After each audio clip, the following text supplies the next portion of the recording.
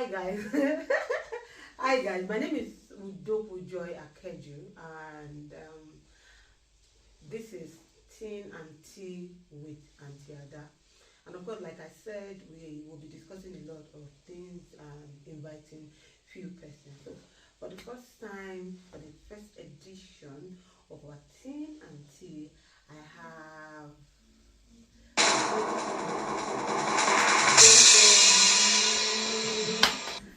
Hi Greta. Hello. How are you? So of course it's tea and tea, so we have our tea and let's drink cup. Yeah. Okay. Thank you for coming. Can we meet Greta? Who's Greta? So yeah, as you just said, my name is Greta, and I'm a young boy, a teen, I guess. 19, so I'm still in the teenage years and everything. I might leave pretty soon, but I'm still a young boy, and I'm still in college. I'm going to uni very soon, and yeah, that's basically my life right now. Okay, so we've got to meet Greta. So what we want to discuss today is everything thing. And most of the time I found out basically, maybe because I also went through it, everybody had gone through it, that the teen life seems to be the most difficult time for every adult, either as a teenager or a parent to a teenager. What's the second one? Then why is everyone always finding it that second difficult? I mean, at your teenagers is when you are so close to becoming an adult, and that's when reality hits you. And I think it's the time in the person's life that they see like, oh yes, I exist. I mean, but it might sound weird saying it that way, but yeah, I think that's the best way I can put it. Because at that point, you're transitioning from being cared for to actually caring for yourself. So the pressure comes in, the reality dawns on, and it's just like there's so much to do that you feel like you're being pressured to do so much that it's like you can't even handle it anymore. So most people tend to overreact. Some people tend to manage it well, but that's the way. But most people seem to overreact. Yeah. That let me come to the pressure. The fact that there's a pressure. Your parents want you to act some certain way. They want you to achieve some certain way. They want you to be able to say, "Oh, I'm proud of this," or of you doing this. Or I mean, most of the time it's almost like they push you to do the good part. So I feel that is why it's always difficult though, because of the pressure. So how do you handle pressure, of, oh, I want my son to be this, or are your parents not the not acting as African parent kind of people, or No, my parents are definitely African parents, but my dad doesn't see things like, oh, it's what I want you to do, you should do. My dad feels like it lets us choose our career path. That's because I remember when I think when I was still in Nigeria before I started secondary school, then my dad was the one who told me like, whatever you want to be, do it. I'm not going to decide what I want you to do. It's all you. Just pick what you want so that you won't have any regrets later in life. So, and then I'd always wanted to be a doctor right from the onset. So up to now, it still hasn't changed. So my parents, they've always been supported every day of our life, and every day. Even my brothers and my sister, they let them choose what they want to do. My sister wanted to be an accountant, and yes, my dad was okay. Yeah, do as long as that's what you want to do. Because I think my dad believes that if you decide to do something, and you more than anyone else, you'll be motivate yourself to actually do it. If it's something you actually want to do, because if you find passion in it, then you will actually want to do it. So that's where my parents are. They're not really forcing their own ideas on us. Yeah, they are African parents. So are you trying to say in essence that it is because parents are forcing their ideas on their kids, that's why they misbehave? Because we've heard a lot of people who misbehave, such as smoking, getting into bad gangs, and doing a whole lot of things when they are teenagers. What could be the pressure they are going through, or they are not handling well? Yeah, I think regardless of smoking and joining bad gangs, I think the problem with that is that's the people that welcome them. Because sometimes they just feel like their parents are not accepting them for who they are. They're actually trying to mold them to be something else, something different from what they actually want to do. But when people that are actually the gangs, if they feel like, if they come to you and go like, oh, we understand what you feel like, we understand like, oh yes, you need to be free, you're a big man, you're a big girl, you need to be free. So when you hear that, you're like, oh, okay, these people understand me better. So they're the type of people I actually want to relate with. The people they will understand what I want to do. So you open up more to them, and so when you open them more to them, they get to find out your weakness. get to find out your strength, and they can play at that and get to actually harm you. And do you, yeah, they and want. even make you do some negative thing. Now, coming to the molding, you know, I mean, I feel this, even the scripture, the Bible says something about training a child in the way it should go.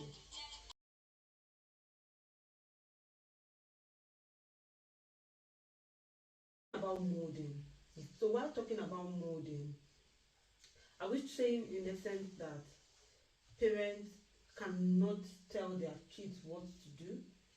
I mean, they want you to be something, you are something else. Is it not because they see that you're not going in the right path? Or In that regards, I will still bring it back to the African parents' mentality. Like, I think maybe it's because of the way they were raised. Then it was more like education is the only way to success. I'm not saying it's not a way to success, but it's not the only way in, especially in the age we are now. yeah. This is the age where talents even speak louder than your education. We're living in a world where people that follow their talents tend to be more successful than people that actually face their books. Okay. I'm not saying it's not a bad thing to face your books. It's definitely good, because obviously if you're going for career path like law, medicine, those kind of part that needs you to actually be focused on your book, obviously you need to do the right thing. But if it's like you find out that your talent is what you actually want to work with, it's what you want to speak for you, then at that point, I'm not saying you should not. I'm not saying the parents are saying don't do this, don't do that, but because the way African parents are sometimes, it's not necessarily molding. Sometimes I won't necessarily say it's molding sometimes, but the thing is, they think they're doing the best for you, and they actually want the best for you. But in the same way, they want the best for you in such a way that they are not considering every aspect of you. That's where I can put it. They're not considering every aspect of you. Yes, they actually want the best for you. They have the best for you in mind. They're thinking of how would my child succeed. But at the same time, they are not still considering that is this actually the right path my child actually wants. Because at the end of the day, if the child chooses to follow what the parents want them to do, they actually become successful and they are not happy. It doesn't. So you're saying there's a difference between molding and forcing. Yeah. So what African parents do, most of them do is force you and not mold. Because if it is molding, then they need to consider you as human. They need to take in who you are, you know, what you want to do or who you want to be. Now, with a lot of in the entertainment industry, basically, coming with a lot of technology and a lot of things, a lot of people just don't want to go to school any longer because most of the people they are looking at who are in the entertainment industry are making a lot of money. So it looks like everybody, I want to be a musician just because this person is doing. I mean, how do you, as personally now, having known these and the influences, how have you survived, you know, with the technology, with the whole thing? You know, sometimes, you know, you really don't need to go out there. It's actually on your FYP, everywhere you go, these things follow you around, and these people in the entertainment industry, some of them are even given to drugs, hard drugs, gangs, and you know, all of those. And then a lot of teenagers keep running and pursuing this particular lifestyle because it looks like this time celebrate money above every other thing. So for you personally, how have you chosen your direction, your purpose, your vision, whatever you want to do? How has it been choosing those things with these old razzmatazz going on? Yeah, choosing my vision, I think it's more of taking everything in, blending it in, and actually working with everything, because you can't say you want to live in this age without still considering the fact that technology exists, that they all exist. So I'm the kind of person that I love music a lot. So that's why obviously I also want to be a doctor as well. That's why I'm actually reading, doing my work.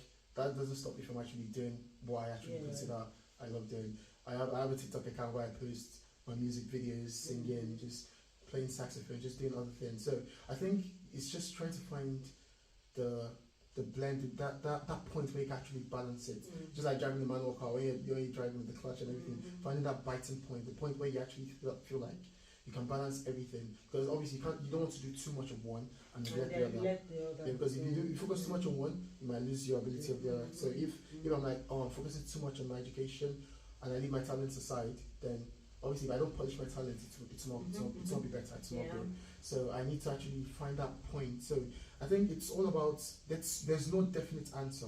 It's you actually searching yourself, actually finding like, how can I balance it? Because everyone has different ways of balancing things. Yeah. It could be like, oh, yours is doing this at this point in time and doing this at this other point, or yours can even be doing both of them at the same time, and you still find a way to push through and make sure you did well. So it's just you searching yourself, like, how do I? It's a personal answer. It's how can I do this? So it's not. You don't need to watch it. You don't need to listen to someone saying that, oh, this is how you have to do. This is the only way to do it. There's no only way to do something. There are always other ways to do something. So it's just finding out what way works best for you, what method is the best for you. So I think it's just about you searching yourself. What actually applies to me? What are the best ways I find? What are the best ways I can do things? Like what are my weaknesses, what are my strengths? Okay. So consider everything and just pick an answer based on that. That's where I see it. Thank you for that. Now you moved to Nigeria from Nigeria to the UK. Yeah. And can there certain dynamism in this very country, like dynamism that are new to us? Yeah, those things happen back home, but like it looks like they are living close to you right now. So and then how have you coped with these changing things? Okay. First of all, the biggest reality that hit me is most people don't really care. I'll put it that way.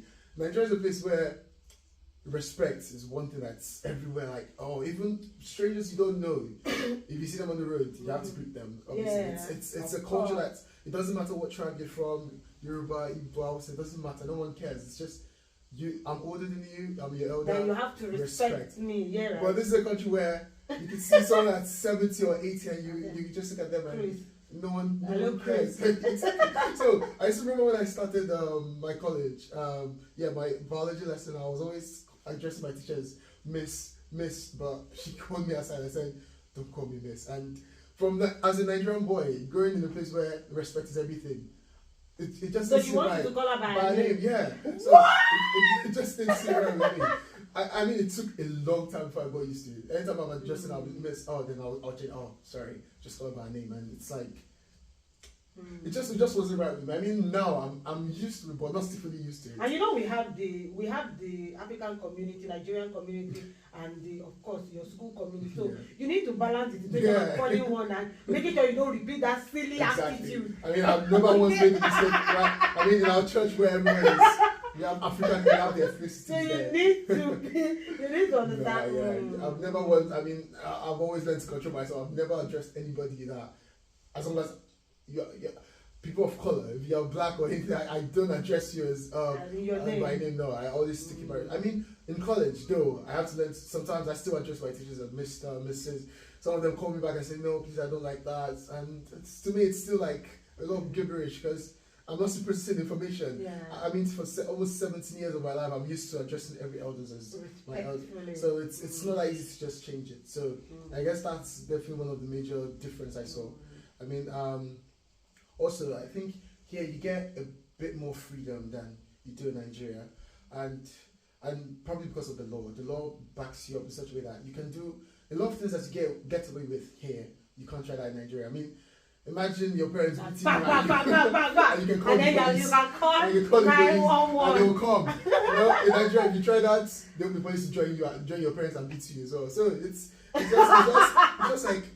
There's so many. Yeah, so I mean, but so the police will even join. They will join them. So it's honestly, it's just the reality is hitting me. I mean, I'm getting used to it. I've been here for quite a while now, so it's getting to be a lifestyle at some point. But at the same time, you still don't forget your roots. So I still don't forget that. Oh, I'm a Nigerian. I respect who I need to respect. Yeah. I give honor to honors due, and just so that's just how reality is for me now. But I think I'm getting used to it. That's the way I put it. I think those are the basic. Most of the culture shock anyone would actually get is the fact that there are a lot of differences, and of course the sexuality issues that are not so open in Nigeria, but right here you have you don't get the freedom. It's just your statement can actually be of another sexuality, and then you can just be living in your own life like, how did I get So it's one of those things, and it could be difficult for some people adjusting. And it's easier to get into than remember someone speaking about the fact that he wanted a job, a teenager too, and then because he is a person of color, on getting there, that the person told him that, can't you do drugs? Can't Wow. you, yeah, can't you do That's drugs? that actually I happened. don't know, yeah, it Wow. actually happened. Oh, That can't you do drugs? And you know, I think it's a stereotype that they have about children of colors, especially for we blacks, that we usually do drugs. These things can be, and I feel like most parents are not aware. They are not. They are not taking the time. I think, yeah, most parents are not aware, and they are not taking time to sit with their children on this particular issue. And you know, if you are not listening, and somebody else is listening to your child, you end up doing those things. And who suffers the loss? You.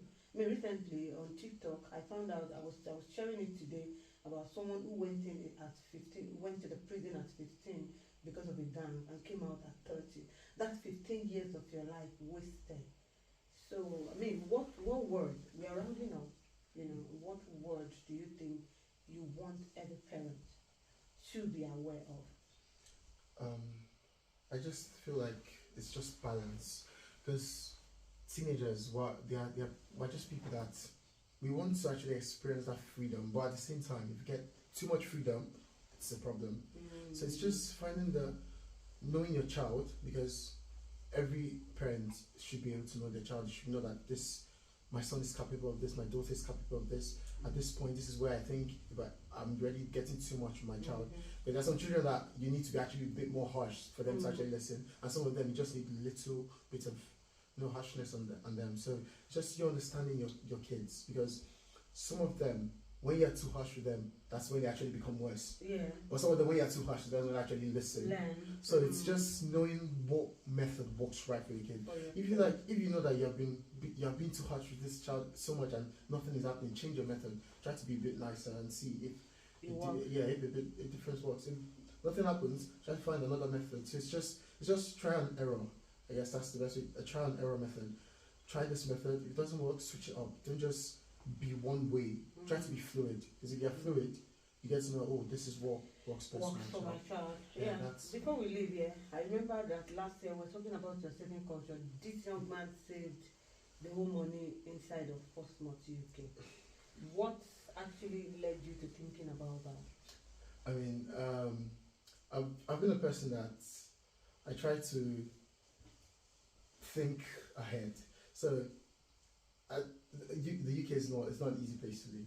So if you actually want to survive here at some point, you need to learn to think ahead, think of the future.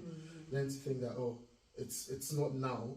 Yes, you are living in the moment. You want to get the most trendy clothes. Yes, that's okay, but think of it like in the next 10 years or the next 10 months, the clothes you just bought, would they be something that will be trending? Then when I think of that, I'm like, then what would last longer? Then I start thinking of other things like, I need mortgages at some time in the future. Or as a man or as an old person, I need to have a car. So I start thinking that, yes, if I plan to save for the rest, then all these other things, they don't really matter yet. Because if you save for the most important things, when you have them, you can start getting the other ones you need. So I'm kind of person that, when I work and I get paid, before I get paid, the way I see it is, if I get paid 100%, the way I see it, 60% goes to saving or 70%. So when I'm thinking of when I get paid, I only think of the 30% coming in as the only money I'm getting paid. So if I'm planning on spending anything, that's what I'm working on. So my 70%, it's like it's not there at all. It does not exist. Exactly. So as it's coming straight to the savings account, the others, okay, yes, I can work with that. So that's where, and honestly, self-control is there, because honestly, at some point you get tempted to burn out. I really just taking small. Because this the moment you start, it's going to be a habit. Yeah, you keep going there. So that's where it's that's the way I just think of it. Just think of the 30% coming in as the money you're actually getting. The 70% doesn't exist. Then that's the way I see it. And so far it's worked for me. It's worked wonders. Really, I mean, it was challenging when I felt like, at an old age, somebody is saving so amount of money, and what are you doing with your life? So I said, this year, joy, you're going to try and save. Man, thank you for coming on the Oh, channel. no. It Thank really you for having me. thank you for making this beautiful first episode with me. I'm hoping that this will take us places. Oh, yes. You know.